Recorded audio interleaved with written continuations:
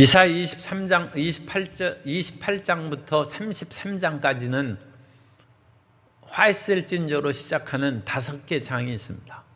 그래서 28장부터 33장까지는 하나님의 심판에 대한 메시지인데, 특별히 이제 화살진저로 묶어지는 히브리어는 호입니다. 호이. 그래서 슬프다, 재앙이로다, 그런 뜻입니다. 그래서 특별히 저주하는 메시지보다는 그들의 잘못으로 말미암아 재앙이 다가오는 탄식의 음성입니다. 그런데 하나님께서 재앙을 내리고 탄식하는 첫 번째 대상이 28장에 나오는 에브라임입니다. 에브라임 화했을진저. 그런데 에브라임이 왜 화가 있느냐? 술 취한 자 같고 교만한 자 같다는 것입니다. 그래서 28장에는 오만한 자에 대한 재앙을 얘기하고 있습니다. 예루살렘 성이 요새입니다. 북쪽만을 제외하고는 동서남 세 방향이 기드론 골짜기와 흰놈 골짜기에서 깊은 골짜기로 되어서 그 예루살렘 성을 공격하기가 쉽지 않고, 북쪽에 있는 그 지역으로 이제 방어만 잘하면 상당히 방어하기가 좋은 그런 요새입니다. 그래서 예루살렘의 공격과 멸망의 그것을 강한 군대들이 들어와도 몇 년 동안 포위하고, 로마의 그 군단이 예루살렘을 에워싸서 3년을 에워쌌습니다. 그 당시 지중해 세계를 정복한 로마의 군대가 힘들게 예루살렘을 정복한 것이죠. 그런데 사마리아도 요새입니다. 사마리아는 세멜에게서 사서 이제 사마리아라고 이름을 붙였습니다만, 그 지역도 기름진 골짜기에, 그 밑에는 평지입니다. 평지의 그 넓은 평지 위에 높은 산 꼭대기가 있어서 거기에다가 성읍을 이렇게, 성벽을 이렇게 쌓았어요. 그러므로 그림으로 그리면 이 평지 위에 얼굴이 이렇게 있고 그 머리 위에 성벽의 화관을 쓴 것처럼 그렇게 보입니다. 그래서 교만한 자 에브라임의 멸류관이다. 그래서 멀리서 그 사마리아 성을 보면 멸류관을 쓴 성읍 같다. 산성의 그 아름다움과 그 어떤 면으로는 교만함이 그 산 꼭대기에 성벽이 쫙 둘러싸 있으면 머리에 멸류관을 쓴 것 같고 화관을 쓴 것 같이 보인다. 그런데 그렇게 방어하고 멋있게 하는 것은 좋은데, 그것을 인하여 교만에 빠지는. 그래서 이사야는 쉽게 그 백성들이 이해할 수 있도록 술 취한 비유로 에브라임을 얘기합니다. 그래서 술 취한 자들은 뭐 별거 없어도 큰 소리 치고 교만한 것이죠. 그래서 술 먹고 용기를 내는 그런 사람들도 뭐 긍정적인 면이 있습니다만, 술을 먹으면 사람의 그런 그 도덕을 관장하는 그런 중추가 좀 마비된다고 그럽니다. 그러니까 큰 소리 치고 교만하고 무서운 것이 없고, 다른 사람의 훈계를 받아들이지 않고 다른 사람이 말하는 것을 오히려 비웃고 조롱하는 그런 모습이 드러납니다.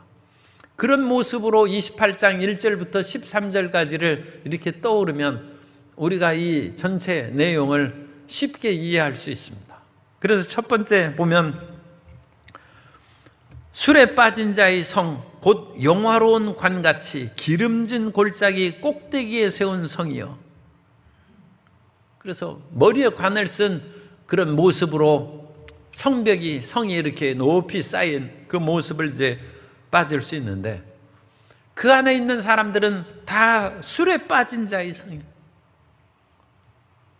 제사장이나 선지자나 지도자들이나 다 교만하고 나라가 망해갔는데 우리는 안심하고, 우리가 이와 같이 견고한 성에 살고 있고 또 이것은 에브라임 성이 이제 722년에 에브라임 또 사마리아, 에브라임은 이제 이스라엘을 대표하는 그런 지파이기 때문에 에브라임이라고도 하고 이스라엘이라고 하는 그 나라가 몇십 년 전만 해도 엄청나게 부강했어요. 그 마지막 때가 여로보암 2세와 남왕국은 우시야 왕의 번영입니다. 그래서 여로보암 2세와 우시야의 번영을 합하면 옛날 다윗과 솔로몬 시대의 번영과 버금가는 어마어마한 번영을 누리고 정치적인 발전과 그 두 명의 그 남북왕들은 탁월한 지도자들이었습니다. 경제적인 번영이 말할 거 없고, 그럼으로써 그 번영을 누리고 그 번영 가운데 사람들이 점점 교만해졌어요. 그래서 부자들은 가난한 사람을 늑탈하고 지도자들은 자기 재산을 늘리기 위해서 끊임없이 땅을 사들이고 부를 축적하고, 그래서 선지자 호세아, 이사야 그런 분들이 나오고 곧 순식간에 하나님의 심판이 다가온다 얘기했는데, 사람들이 부자가 망해도 3년 간다는 것처럼 그런 자기의 부유와 번영에 취하면 경고를 받아들이지 않습니다. 그리고 술 취한 거나 마찬가지예요. 이 교만한 사마리아 성, 그들이 다 회개하고 낮아진 마음을 가지면 멸망에서 벗어날 수 있을 텐데 취해가지고 분별을 못해요. 분별을. 이게 비극입니다. 그래서 이 이스라엘, 이 사마리아 성에 있는 그 나라들이 수십 년 만에 순식간에 멸망하고 맙니다. 그러니까 750년까지는 굉장히 부강했다. 그러면 주전 22년, 이제 주전이니까 거꾸로 내려갑니다. 30년 만에 나라가 망해버립니다. 경제 번영을 그렇게 큰 소리 치더라도 망하는 건 순식간입니다. 왜 망하느냐? 하나님께서는 더 강한 나라를 보내서 치시는데 안 망할 수가 있겠습니까? 그래서 2절에 보면 보라, 주께 있는 강하고 힘 있는 자가, 주께 있는 강하고 힘 있는 자는 아수르를 말하는 것입니다. 하나님께서는 아수르도 주님 손에 든 몽둥이라고 했어요. 하나님께서 이 몽둥이로 술 취한 에브라임을 치시는 것입니다. 술 취한 이스라엘을 치시는 것입니다. 정신 차리라고 합니다. 그런데 정신을 못 차리고 망하기까지 정신을 못 차린 이후에도 하나님께서는 그들을 포로에서 다시 회복시키고 이끌어서 새로 나라를 건설할 수 있어요. 하나님께서는 역사적으로는 그렇게 하셨습니다. 그러나 그 당시 나라가 망해가지고 모든 사람이 흩어지고 포로로 잡혀갔는데 그 얼마나 비극입니까? 수많은 사람이 죽고 다 흩어져서 모든 것이 다 빼앗기고 약탈당하죠. 어찌 그런 비극을 당하고 나중에 고쳐지기를 바라겠습니까?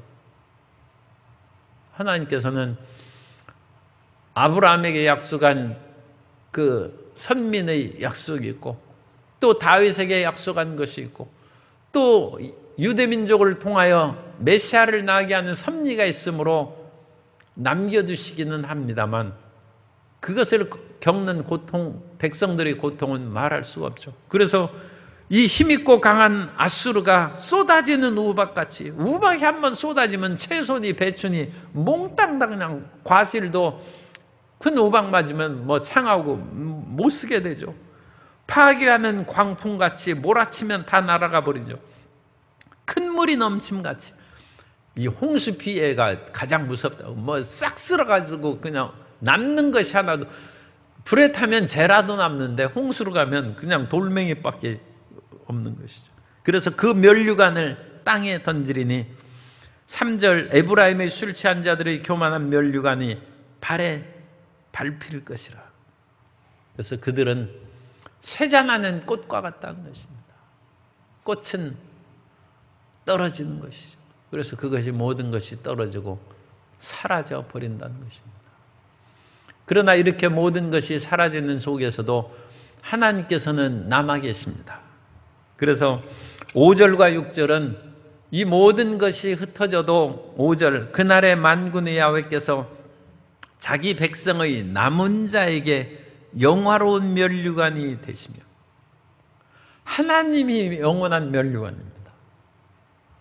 이 세상의 부귀와 존귀의 면류관은 언제 사라져버릴 수 있어요. 물론 하나님께서 사람에게 가지고 있는 면류관을 일부러 없애지는 않죠. 그러나 사람이 면류관을 쓰면 교만해지는 거예요. 결국 그러므로 면류관이 땅에 떨어져서 짓밟힌다는 것입니다.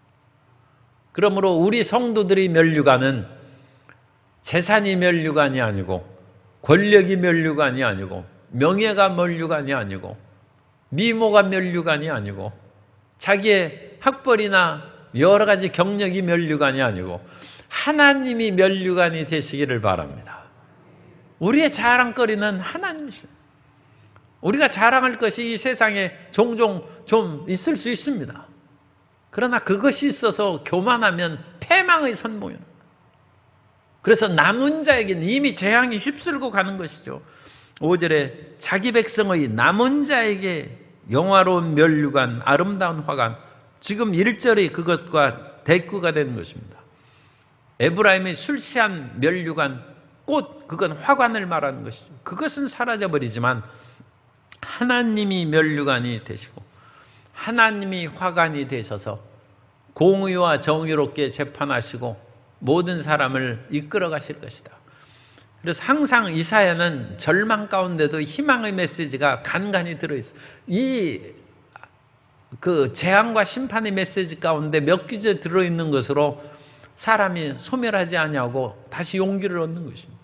하나님께서는 그 인자하심을 주십니다. 그래서 우리 삶 가운데도 모든 것이 없어진 것 같아도 남아있는 것이 있어요. 수천 명이 있는데 먹을 것이 하나도 없는데 보리떡 5개가 있는 거예요.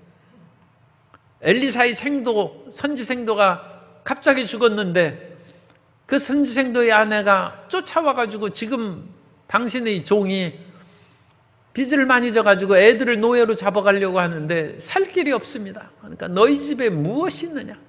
기름 한 그릇이 있습니다. 그래, 그럼 됐다 해서 그 이웃의 그릇을 빌려서 그 남아있는 기름을 부으니까 끊임없이 기름이 솟아.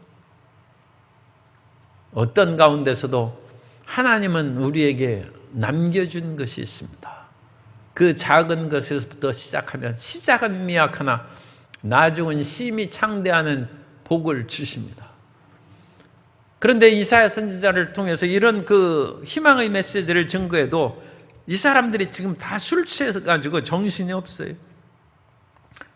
7절에 보면 그리하여도 이들은 포도주로 말미암아 역걸음치며 독주로 말미암아 비틀거리며 제사장과 선지자도 취하고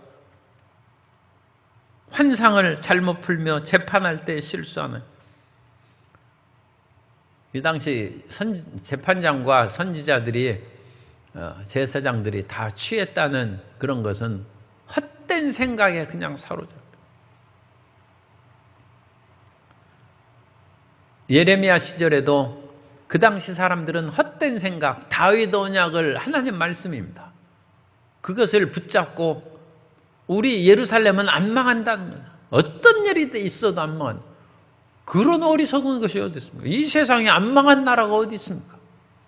그런데 그들은 하나님께서 다윗에게 시온산을 선택하시고 영원한 나라를 세운다고 약속했으니까 안 망한다. 그렇지 않습니다. 하나님을 끝까지 신뢰하면 안 망한다는 것이죠. 그런데 하나님을 떠나서 우상을 섬기면 망하는 것이죠. 그런데 제사장이나 선지자들도 술에 취한 자같이 생각이 경직돼 있어요. 자기 생각밖에 못, 다른 사람 말을 듣지도 않은 오만한 자죠. 오만한. 술 취함으로 말미암은 오만한 것입니다.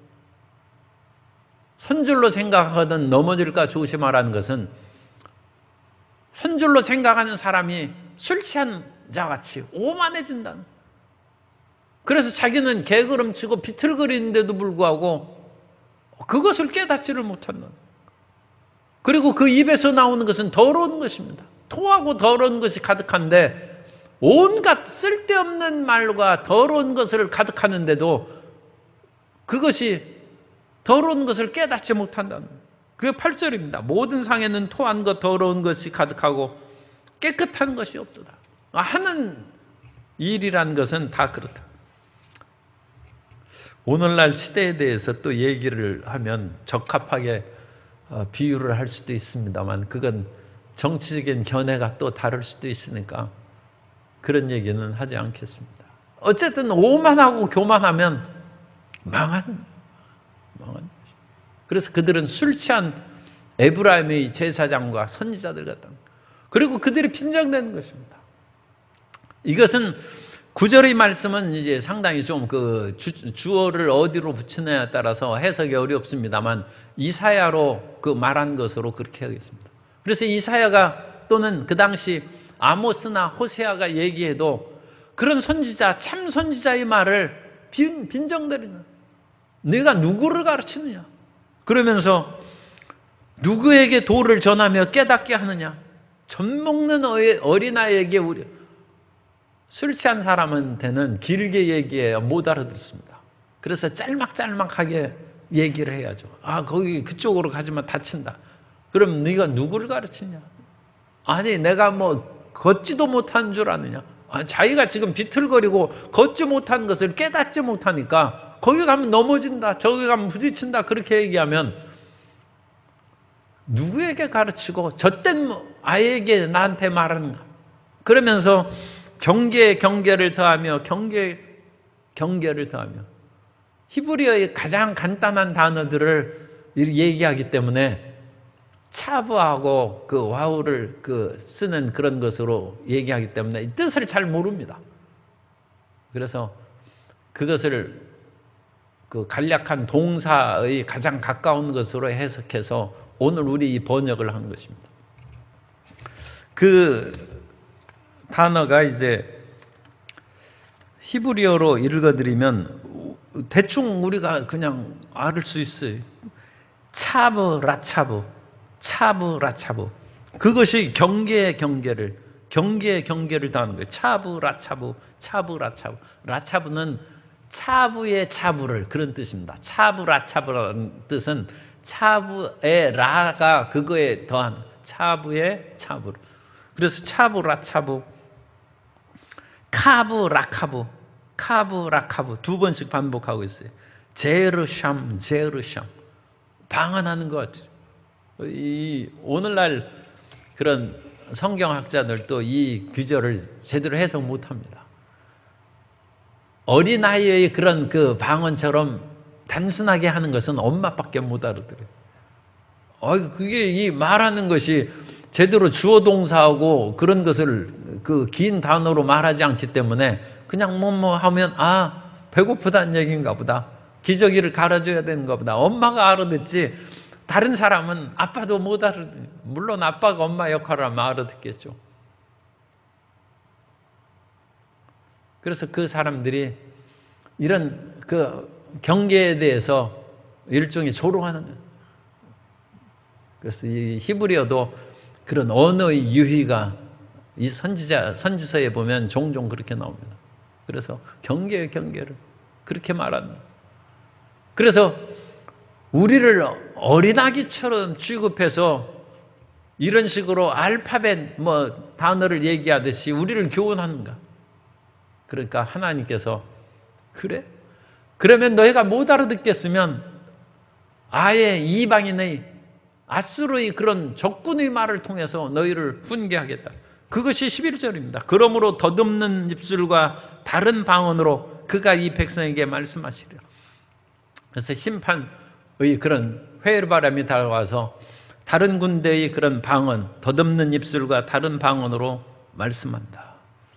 그래서 이 더듬는 입술과 다른 방언이 성경에 나오는 그런 그 우리 성령의 은사의 방언에 대한 그런 그 예언의 메시지로 해석하는 분도 있습니다. 그래서 오순절 계통에서는 그런 증거 본문으로 가끔 얘기하는데 어쨌든 이것은 너희가 알아듣는 히브리어로 교훈해도 너희가 듣지 아니하고 그걸 거역한즉 아예 못 알아듣는 아수르 군대의 말로 너희를 책망하고 심판할 것이다 하는 그런 메시지입니다. 그러면서 전에 12절 그들에게 이르기를 이것이 너희 안식이요 이것이 너희 상쾌함이니 너희 곤비한 자에게 안식을 주라 하셨으나 그들이 듣지 아니하였으므로. 그래서 하나님께서 내 말을 순종하면 너희에게 안식이 있을 것이다, 너희에게 쉼이 있을 것이다 했으나 그들이 거역했다는 것입니다. 이스라엘은 목이 고든 백성이고 끊임없이 거역한다. 우리는 하나님의 명령을 말씀을 들으면 겸손한 마음으로 그것을 마음에 받아들이면 혹시라도 우리가 잘못했을지라도 금방 회복이 됩니다. 그런데 사람이 잘못에 한번 빠지면 자기 고집으로 그것을 안 버립니다. 술 취한 자라는 거, 술 취한 자, 술 취. 그래가지고 완전히 술 취해가지고 오늘날 술 취하다 보면 세상이 험악해가지고 어느 산에다 버리고 어떤 폭행을 당하고 죽을지 모릅니다. 세상이 무서운 것이죠. 그래서 술 취한 사람을 옛날에는 그렇게 돌봐주고 집에다 데려두고 어림없습니다. 그런 것처럼 망하는 것이죠. 그래서 에브라임은 술 취한 자와 같아서 하나님의 그와 같은 경계에 대해서도 또 아수르의 공격이 물밀듯이 밀려오는데도 불구하고 여전히 깨어나지 못하고 여전히 술 취한 상태로 그와 같이 있고, 선지자를 통하여 적군의 내습이 다가온 즉 너희는 경계하고 조심하라고 하는데도 우리는 안전하다 스스로 속이는 그런 말을 하고, 그럼으로써 하나님께서는 경계를 조금씩 더하듯이 그 모든 것이 조금씩 다가와서 너희는 넘어지고 자빠지고 결국 멸망하게 될 것이다. 그것이 13절입니다. 그래서 그 끝에 경계를 더하며 경계를 더하며 그것이죠. 차브라차부 카브라카부 제르샴 단순한 단어로 끊임없이 이와 같이 함으로 너희는 결국 가다가 뒤로 넘어져 부러지며 걸리며 붙잡히게 되리라. 항상 하나님께서는 우리에게 피할 길을 내주십니다. 시험 당할 즈음에 피할 길을 주신다.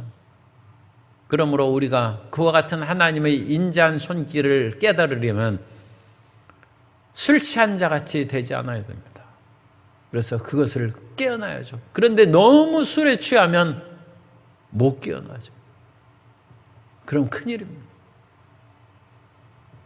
술 취하지 않은 지도자가 되도록 기도하시고, 우리 삶의 모든 하는 일이 술 취한 자같이 회사나 가정에서 큰 소리 치는 사람이 있으면 안 됩니다. 그런 겸손함을 가져야죠. 그러면 우리는 혹시 잘못했을지라도 금방 회복할 수 있고, 또 나라와 모든 큰 일에 있어서도 하나님의 은혜가 임하게 될 줄로 믿습니다. 하나님, 우리 자신이 깨어나게 하시고 이 사회와 이 나라가 깨어나는 복된 가을이, 복된 9월의 시작이 되게 해 주옵소서. 기도해야 될 줄로 믿습니다.